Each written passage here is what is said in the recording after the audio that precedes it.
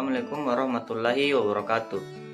Pada kesempatan kali ini saya akan menjelaskan mengenai analisis lemak, analisis protein, analisis vitamin, dan analisis mineral. Yang pertama, analisis kadar lemak. Analisis kadar lemak menggunakan metode Soslet. Metode ini dilakukan dengan proses ekstraksi, di mana ekstraksi adalah proses pemisahan suatu zat berdasarkan perbedaan kelarutannya terhadap dua cairan yang berbeda yang tidak saling larut. Pada metode Soslet ini, sampel yang dianalisis berupa padatan, misalnya dibuat menjadi halus, kemudian diekstraksi. Alat yang digunakan yaitu neraca digital, Soslet, piala gelas 400 ml, oven, gelas ukur, desikator, batu didih, gegep, pengaduk, kertas saring, labu semprot, dan tali kasur. Kemudian bahan-bahan yang digunakan yaitu sampel wafer dan heksana. Prosedur kerjanya yaitu yang pertama, timbang sampel wafer sebanyak 5 gram. Yang kedua, masukkan kapas penutup pada holes, dilipat dan diikat rapi. Yang ketiga, timbang labu lemak dengan batu didih.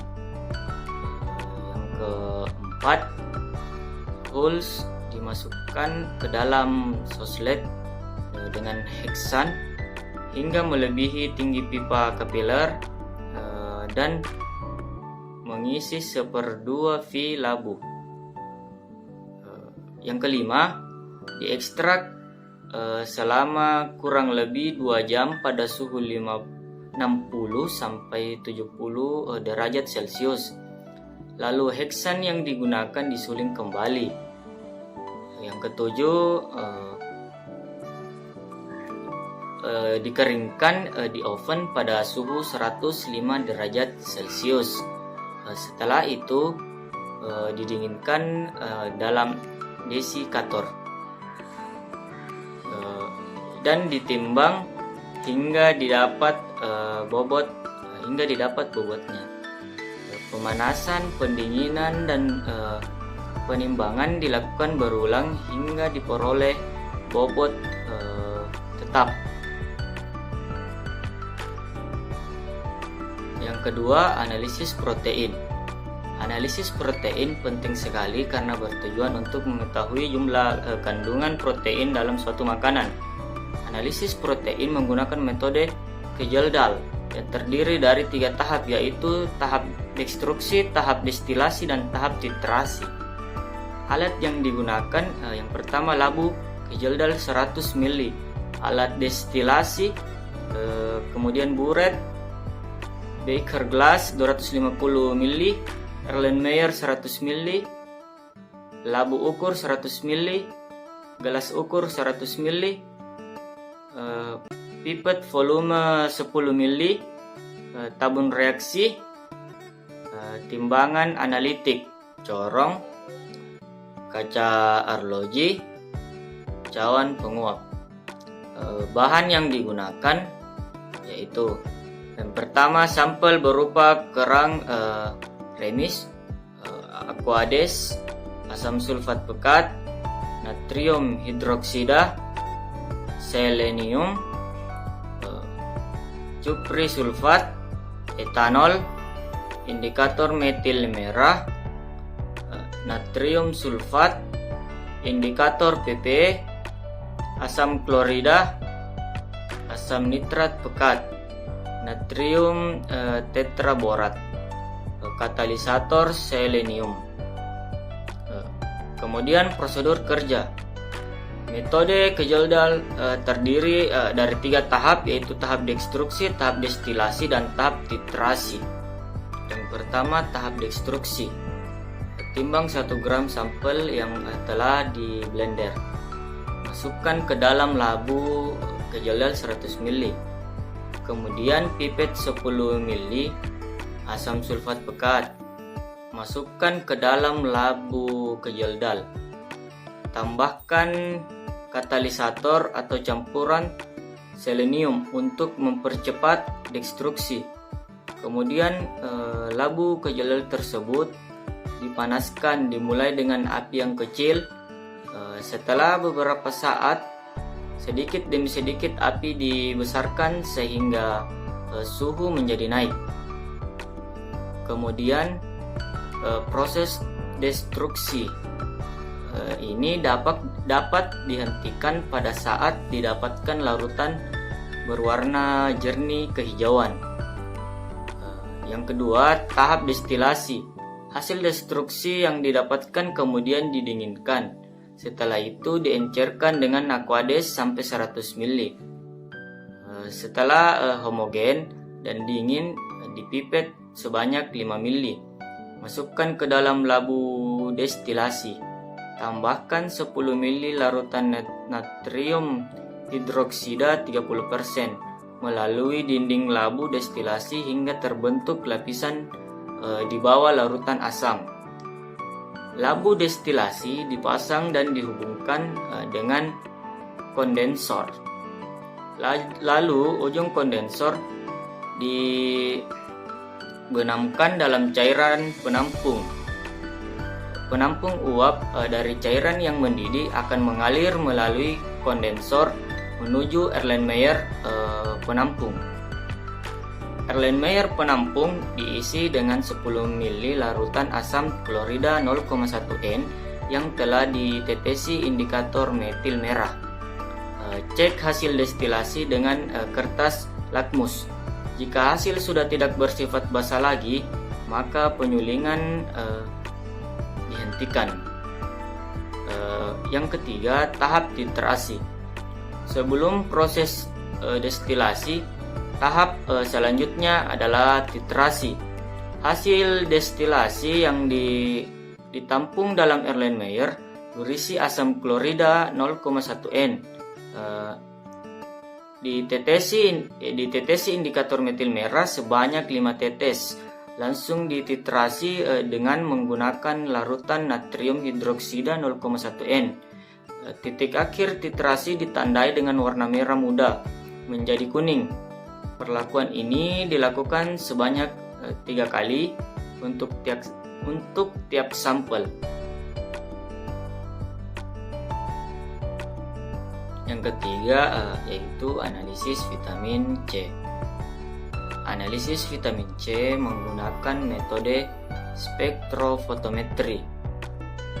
Adapun prinsipnya yaitu asam askorbat dioksidasi seluruhnya menjadi dehidroasam askorbat oleh arang aktif dengan bantuan asam asetat. Kemudian direaksikan dengan 2,4 denitrophenylhydrazine dan ditambahkan asam sulfat sehingga terbentuk warna merah yang dapat diukur absorbansinya pada panjang gelombang 520 nm. Kemudian reaksinya yaitu yang pertama, larutan campuran asam metafosfar 5% dan asam asetat 10%. Larutkan 15 gram HPO3 dan 40 ml asam asetat glasial dalam 450 ml air. Saring dan simpan di refrigerator. Setelah 10 hari larutan ini tidak dapat digunakan lagi. Yang kedua, larutan thioreais 10%. Kemudian larutan 2,4 di nitrophenylhydrazine. Larutkan 2 gram 2,4 denitrophenylhazine dalam 100 ml H2SO4 9N saring.